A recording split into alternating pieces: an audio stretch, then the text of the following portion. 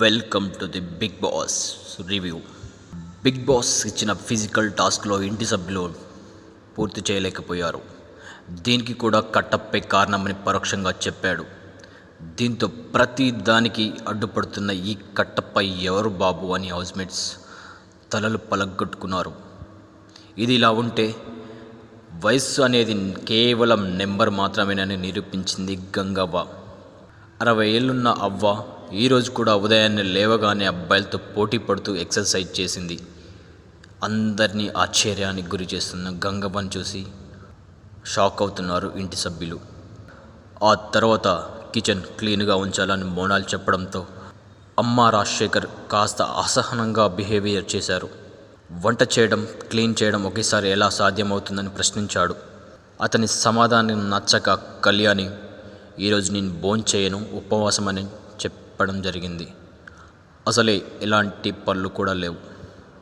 దీంతో కళ్యాణికి మోనాల్ నచ్చచెప్పే ప్రయత్నం చేసినప్పటికీ ఆమె వినకుండా వెళ్ళిపోయింది. ఇంట్లో వాళ్ళందరూ హుషారుగా కనిపించారు. కిచెన్లో అమ్మ రాజశేఖర్, దివి ఒకరిపై ఒకరు తెగ ప్రేమ చూపించుకున్నారు.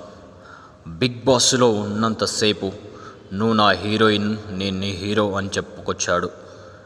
దివితో ప్రేమ వ్యవహారంగా నడిపిస్తూ నూనెలో టీ పొడి వేశారు. దీంతో నోయల్ ఆ ఇద్దరిని నూనె టీ పొడితో పోల్స్తూ అవి రెండూ కలవు అని పంచు వేశాడు.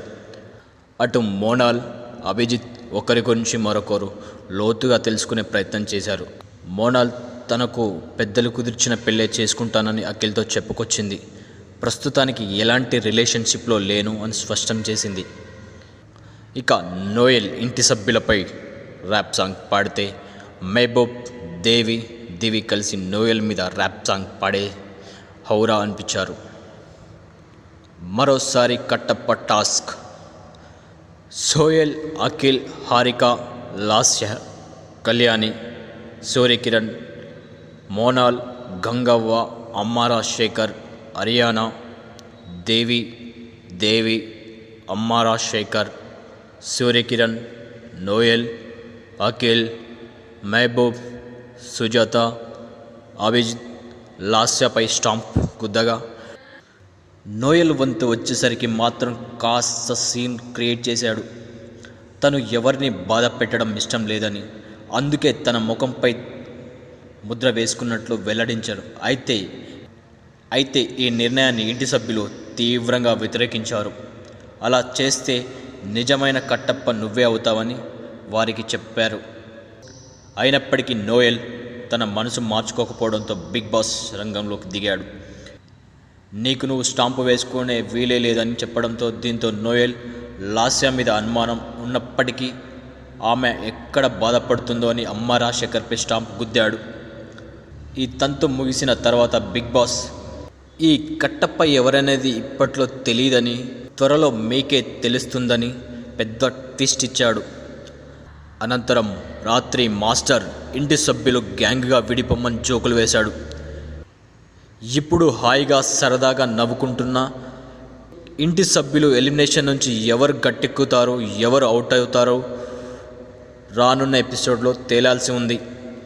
తొలి వారం ఎలిమినేషన్ ప్రక్రియ మొదలైనప్పటికీ కంటెస్టెంట్స్లో సూర్యకిరణ్, అభిజిత్, సుజాత, మెహబూబ్, దివి, అఖిల్, గంగవ్వ ఎలిమినేషన్కు నామినేట్ అయ్యారు.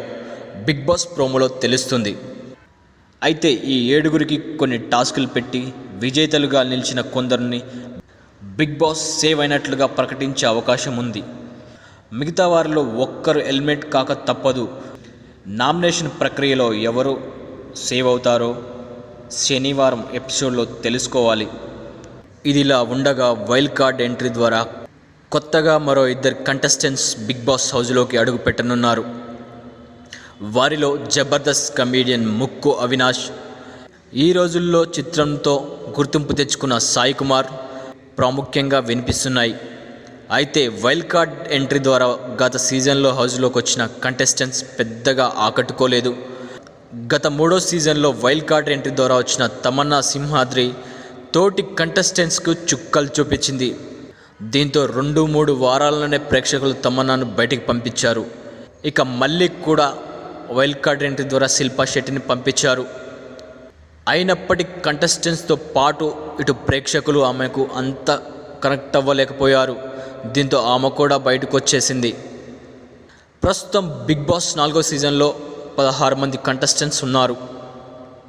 ఇక వీరిలో ఎవరు బయటికి వెళ్తారనే విషయం శనివారం జరుగుతున్న ఎపిసోడ్లో తెలుసుకుందాం.